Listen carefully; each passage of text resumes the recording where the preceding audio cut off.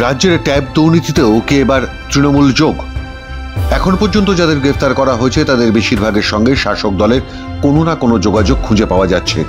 কেউ চুক্তিভিত্তিক কম্পিউটার শিক্ষক, কেউ বা এলাকার পরিচিত তৃণমূল কংগ্রেস কর্মী নেতা, কেউ বা তৃণমূলের এসসি সেলের নেতার ছেলে।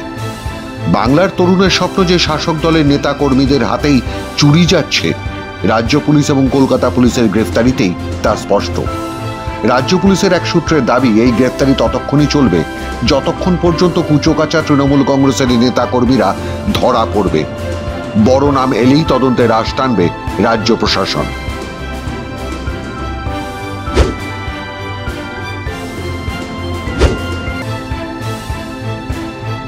ট্যাব কেলেঙ্কারি এপিসেন্টার হিসেবে প্রাথমিকভাবে উত্তর দিনাজপুরের যোগাযোগ পাওয়া গেলেও এখন তা ক্রমশ ছড়িয়ে পড়ছে রাজ্যের বিভিন্ন প্রান্তে।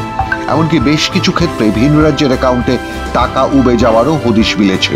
বিহার, ঝাড়খণ্ড, নয়ডার নাম যেমন উঠে আসছে, তেমনই উঠে আসছে কলকাতার টালিগঞ্জ, বারাসত, হাওড়া, দক্ষিণ 24 পরগনার বেশ কিছু এলাকার ব্যাংক অ্যাকাউন্টের নম্বর।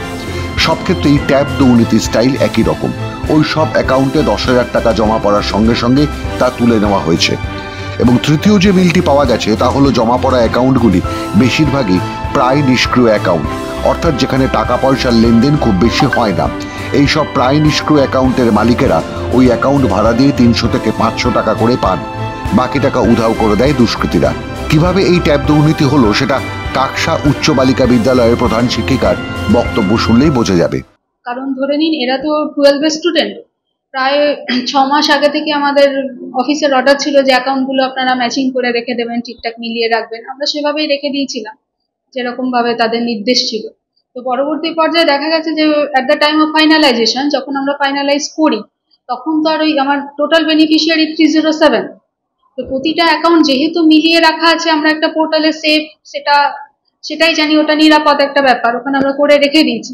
কিন্তু তার মাঝে ওই শেষের দুদিনে কোনো অ্যাকাউন্ট চেঞ্জ করে দেওয়া হয়, অ্যাকাউন্টগুলো পরিবর্তিত হয়ে যায়।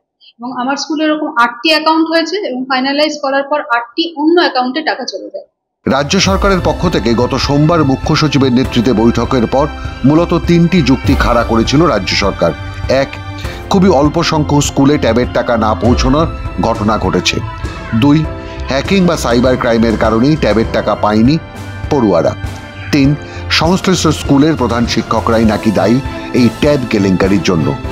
বাংলা শিক্ষা পোর্টালে পড়ুয়াদের নাম ও অ্যাকাউন্ট নাম্বার আপলোড করতে তারাই নাকি ভুল করেছেন। হ্যাঁ, এই বিষয়ে আমরা আমাদের শিক্ষা দপ্তরে যেখানে যে অভিযোগ জানানো সেগুলো জানিয়েছি এবং তার বাইরেও আমাদের সাইবার সেলে জানানো বলা হয়েছিল, সেই জায়গায় জানানো হয়েছে, কমপ্লেন লজ করা হয়েছে। আমরা ব্যাংকের সাথেও যোগাযোগ করেছিলাম, কিন্তু ওখান থেকে জানা যায় যে টাকাগুলো অলরেডি উইথড্র হয়ে গেছে। কারণ ডেলিভারিটলি যদি কেউ করে থাকে সে তো আর টাকাটা অ্যাকাউন্টে ফেলে রাখবে না। এই সমস্যাগুলো অ্যারাইজ করেছে। ওনারা কি বলেছেন যেখানে অভিযোগ করেছেন?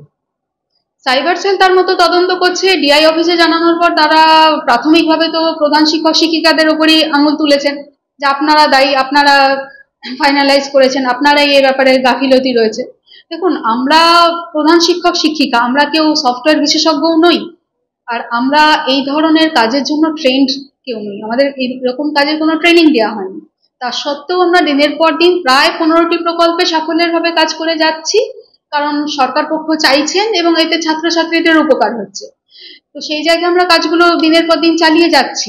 প্রধান শিক্ষক সংগঠনের পক্ষ থেকে সেই দিনই কড়া প্রতিক্রিয়া জানানোর পর সেই যুক্তি থেকে কিছুটা হলেও পিছু হটতে বাধ্য হয় রাজ্যের সরকার। এরপর রাজ্যের বিভিন্ন স্কুল থেকে খবর আসতে শুরু করে, সেখানেও ওই একই সমস্যা হয়েছে। ট্যাবের টাকা ঢোকেনি বেশ কিছু ছেলেমেয়ের অ্যাকাউন্টে। একদিনের মধ্যে ট্যাব কেলেঙ্কারির 84টা ঘটনা 300 পেরিয়ে 500-র পথে হাঁটছে। প্রধান শিক্ষকদের পক্ষ থেকে জেলা শিক্ষা অধিকর্তা, স্কুল পরিদর্শক, সংশ্লিষ্ট ব্যাংক, থানা ও সাইবার ক্রাইমে অভিযোগ করতে বলা হয়েছে। অদ্ভুত ব্যাপার, দেখা যাচ্ছে যে পানাগড়ের আইএফএসসি কোড, কিন্তু অ্যাকাউন্টটা পানাগড়ে এক্সিস্ট করছে না। সেটা হয়তো অন্য কোনো জায়গায় এক্সিস্ট করছে, সেটা হয়তো কোথায় টালিগঞ্জের অ্যাকাউন্ট বা কোথাও অন্য বাইরে কোথাকার অ্যাকাউন্ট, এরকম একটা অ্যাকাউন্ট।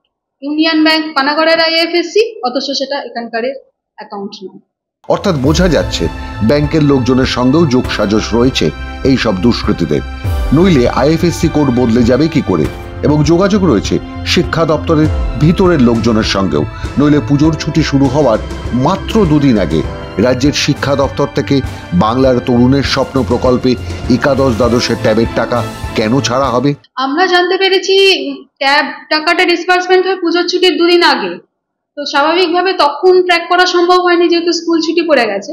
তারপর স্কুল খোলার পরে পরবর্তী পর্যায়ে কালী পুজোর পর যখন স্কুল খোলে, তখন যখন মেয়েরা আসে যে আমাদের এতজনের টাকা ঢোকেনি, তখন আমরা ব্যাপারটা আমাদের নজরে আসে যে এতজনের টাকা কেন ঢুকলো না, কি ব্যাপার। তখন আর হতে গিয়ে কতজনের টাকা ঢুকেছে? ওই 7 জন বা 8 জন বাদ দিয়ে বাকি টাকাটা পুরোটাই ঢুকেছে, 299 জনের টাকা। মুখ্যমন্ত্রী পুজোর 1 মাস আগে থেকেই বাংলার মানুষকে বলেছিলেন উৎসবে ফিরতে, আর পুজোর ছুটির মাত্র 2 দিন আগেই ছাড়া হয়েছিল ট্যাবের টাকা। ফলে প্রায় 1 মাস পেরিয়ে কালী পুজোর পর যখন স্কুলগুলির নজরে আসে ছেলেমেয়েরা ট্যাবের টাকা পায়নি, এবং ততদিনে ওই টাকা উবে গেছে এক অ্যাকাউন্ট থেকে অন্য অ্যাকাউন্ট হয়ে বা ডাইরেক্ট ডেবিট হয়ে। সেই টাকার যাত্রাপথ খুঁজে বার করা এখন অতি বড় গোয়েন্দাদের পক্ষেও দুষ্কর। আর খুঁজেও যদি পাওয়া যায় তাহলে পুলিশের সাইবার ক্রাইমের কর্তাদের মতে কেঁচো খুঁড়তে কেউটে বেরিয়ে পড়তে পারে। সে কারণেই মুখ্যমন্ত্রীর নির্দেশ, যারা টাকা পাননি তাদের দ্রুত ট্যাবের টাকা মিটিয়ে দেওয়া হবে সরকারি কোষাগার থেকে, অর্থাৎ আমার আপনার ট্যাক্সের টাকা থেকে, যার অর্থ সরকারের টাকার আরেক দফা গচ্চা।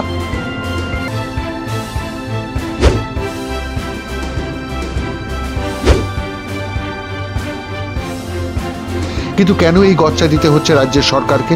তার পিছনে একাধিক কারণ খুঁজে পাওয়া গেছে, যার প্রধান বিষয় হলো সাইবার সুরক্ষাবিহীন বাংলা শিক্ষা পোর্টাল। যেখান থেকে রাজ্য সরকারের একাধিক প্রকল্পের অর্থ বরাদ্দ এবং বিতরণ করা হয়, সেই পোর্টাল সাইবার সুরক্ষাবিহীন হয় কি করে? কারা এই পোর্টাল বানিয়েছে?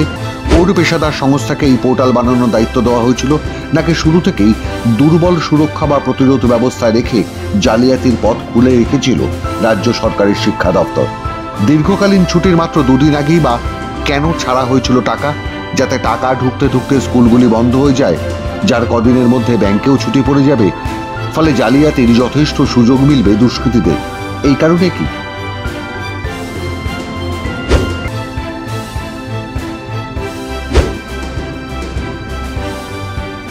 এবছর মাধ্যমিক পরীক্ষায় পাশ করেছে 7,65,252 জন পরীক্ষার্থী।